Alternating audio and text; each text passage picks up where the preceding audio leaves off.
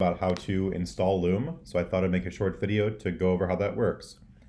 First of all, you'll want to open up self-service and log in, and from there install Loom. I've already done that, so I'm just going to skip that step.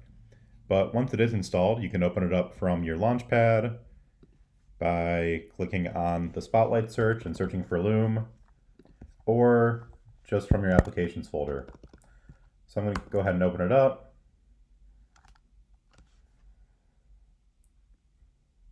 And then sign in with Google. I'm going to use my username at shakopeschools.org and sign in like I normally do.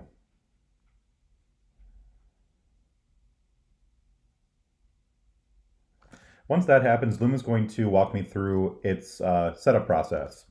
So click on Next, and then Next again, and then Next again, and then Next again. You'll see that Loom is asking us for camera access. It needs that in order to actually record our face through our webcam if we want to do that. So click on the Allow button, and then when the prompt comes up, click on Allow or OK. Then click on Next. And now the same thing for microphone access. So click on Allow. And when the prompt comes up, click on OK. Then click on Next. Then the last one is going to be screen recording access. So click on this button.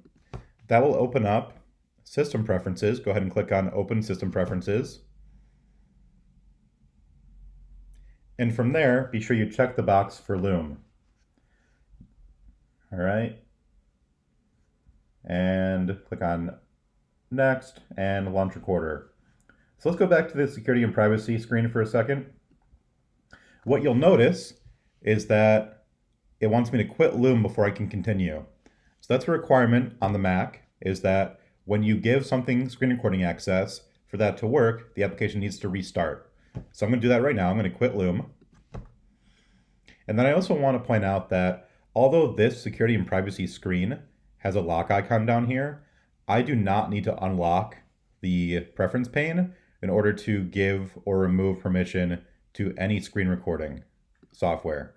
It might look like that because for other settings on the screen you do, but in this case you don't. So I made sure that Loom has access. I'm going to close my window. Now I'm going to launch Loom again.